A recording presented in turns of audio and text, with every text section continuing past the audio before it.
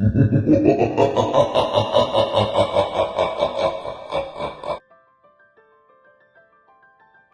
कहानी है बेलगांव की, जहाँ एक घमंडी औरत रहती थी। अजी सुनते हो, बिरजू का ब्याह कराने का वक्त अब आ गया है। साथ ही अपनी भी उम्र हो रही है। बहू आ जाएगी तो अच्छा हो जाएगा, अपनी भी सारी चिंताएं दूर हो जाएगी। अरे तुम्हारी बात तो बिल्कुल सही है भाग्यवान। पर अपने निठल्ले बेटे को कोई बेटी कैसे ही देगा। कुछ काम कर लेता तो शायद कुछ होता। एक और माँ बाप बिरजू के ब्याह की चिंता कर रहे होते हैं, पर बिरजू दूसरी ओर मटर गश्ती कर रहा होता है। चुप करो बिरजू, एक और बार मेरे पीछे आए तो मुझसे बुरा कोई नहीं होगा। सीधे थाने जाके रिपोर्ट लिखवाओगी तुम्हारी। अरे अरे कुसुम, ऐसा मत करो। मुझे इस गांव की तुम सबसे खूबसूरत औरत लगती हो। मुझे तुमसे ब्याह करना है। ब्याह करना है? पहले घर जाके अपनी शक्ल आईने में देख लो, फिर आना कुसुम की तारीफ करने। अरे कुसुम, गुस्सा मत हो, पर ब्याह तो मैं तुमसे ही करूंगा क्योंकि मुझे तुम बहुत पसंद हो। इतना कह के कुसुम तो वहाँ से गुस्सा होकर निकल जाती है, पर बिरजू अभी भी वही खड़ा होता है। कुसुम के जाते ही वहाँ पे किशन आ जाता है, जो बिरजू का काफ़ी अच्छा दोस्त होता है। अरे भाई बिरजू, कितनी बार तेरे को समझाऊं मैं, वो कुसुम के पीछे मत रहे, वो अच्छी नहीं है। ए किशन, वो गांव की सबसे खूबसूरत औरत है, कैसे ही उसमें कोई दोष हो सकता है।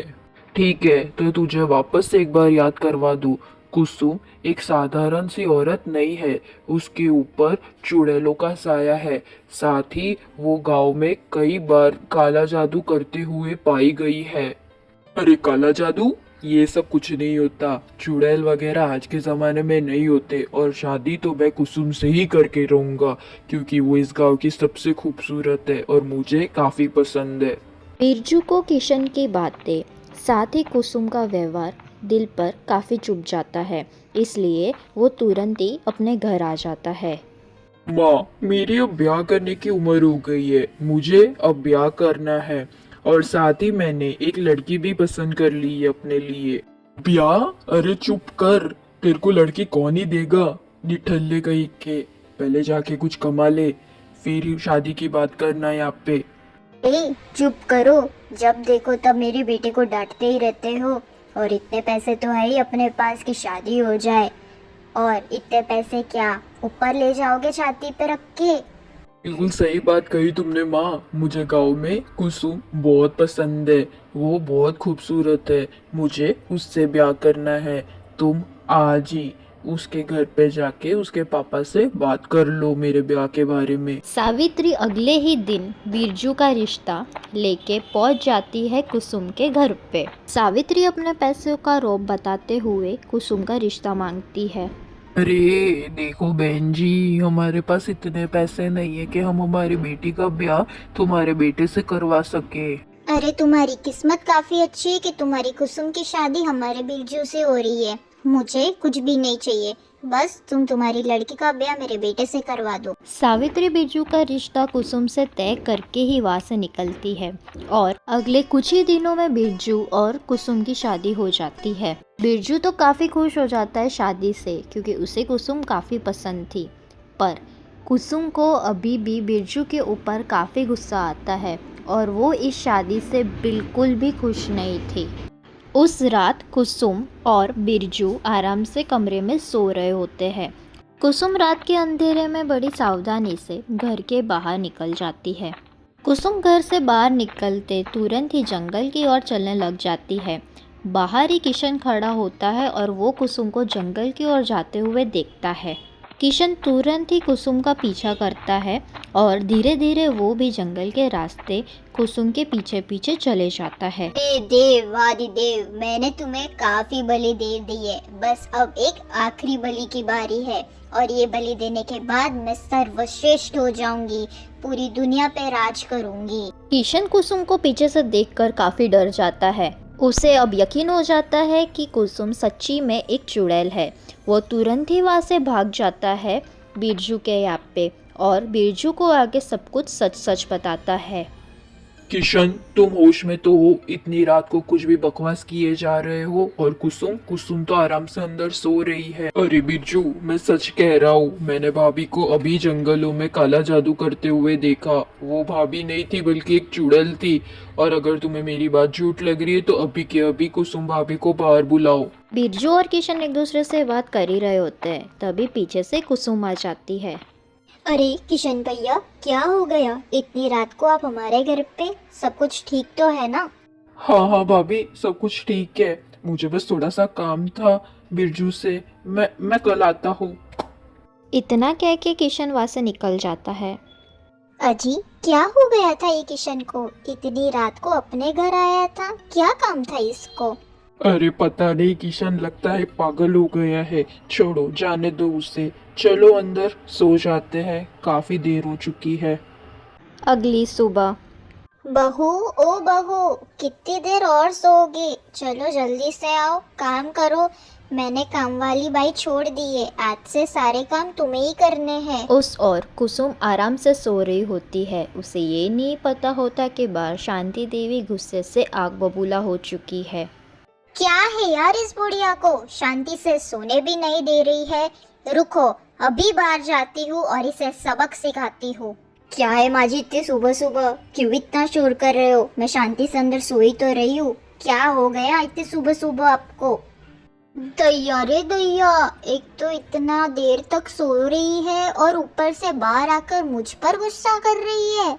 चल जा और चुपचाप काम पर बैठ जा। देख बुढ़िया, काम तो मैं बिल्कुल नहीं करूंगी, ऊपर से मैं तेरे को कह रही हूँ जाके खाना बना, और जब खाना बन जाए तभी बुलाना, तब तक मुझे बुलाना नहीं। बाप रे बाप, तू मुझे कह रही है? रुक, तेरे बाप को अभी बोलती हूँ, तेरे को लेके जाए यहाँ से। मेरे बाप को बोलेगी? रुक, तुझे तो मैं सबक सिखाती हूँ। कुसुम सावित्री देवी को जोर जोर से मारने लग गई। उसे कुछ होश ही नहीं कि वो क्या कर रही है। बचाओ बचाओ, कोई मुझे बचाओ, ये पागल कुसुम मुझे मार रही है। तभी बिरजू पीछे से आता है और वो तुरंत चिल्लाता है कुसुम पर। कुसुम भी तुरंत ही वहाँ से चली जाती है। माँ, अब ठीक तो हो? ज्यादा तो लगी नहीं आपको? और क्या हो गया था? क्यों कुसुम आपको इतना मार रही थी? अरे पता नहीं बेटा, मैंने तो सिर्फ उसे कहा कि थोड़ा सा काम कर ले, तो मुझे जोर जोर से मारने लग गई और कुछ भी बोलने लग गई। परेशान होकर बिरजू घर से निकल जाता है। बाहर जाते ही सामने से उसे किशन दिखाई देता है। अरे भाई बिरजू, क्या हो गया? क्यों इतने चिंतित दिखाई दे रहे हो? सब ठीक तो है? क्या बताऊं, आज कुसुम ने माँ पर हाथ उठाया। पता नहीं आज सुबह से वो अजीब सा बर्ताव कर रही है। मैंने तो तुझे पहले ही बोला था कुसुम भाभी पर चुड़ैल का साया है, पर तू मेरी बात माना नहीं। अगर तुझे अभी भी भरोसा नहीं होता है तो भाभी का चेहरा आईने में देख लेना, सब पता चल जाएगा तुझे। किशन तो सही कह रहा है, मैं मेरी मन की शांति के लिए अभी घर जाता हूँ और तुरंत आईने में उसका चेहरा देखता हूँ। तुम्हें कोई हक नहीं है इतना सुंदर दिखने का। मैं पूरी दुनिया में सबसे ज्यादा सुंदर हूँ। पीछे से बिरजू सब कुछ देख रहा होता है। उसे समझ में आ जाता है कि कुसुम एक चुड़ैल है। अरे बाप रे, किशन बिल्कुल सच कह रहा था, कुसुम पर सच में चुड़ैल का साया है।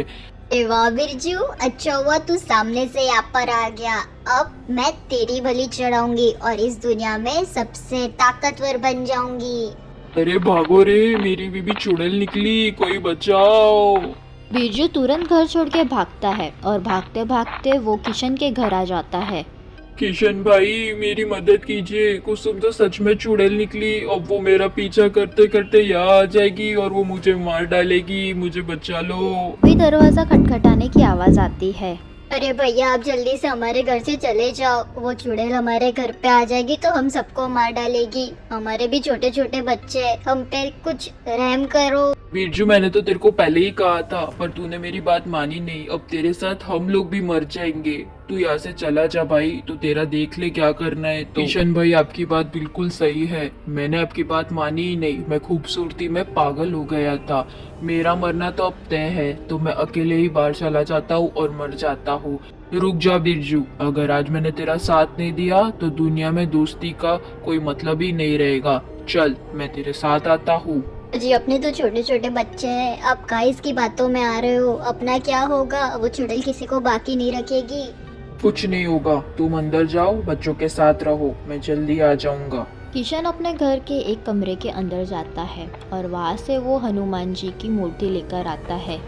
देख बिरजू, अब अपनी लड़ाई में हनुमान जी भी है। अब वो चुड़ैल ना तुझे ना मुझे किसी को भी तकलीफ नहीं पहुंचाएगी। चल आ बाहर।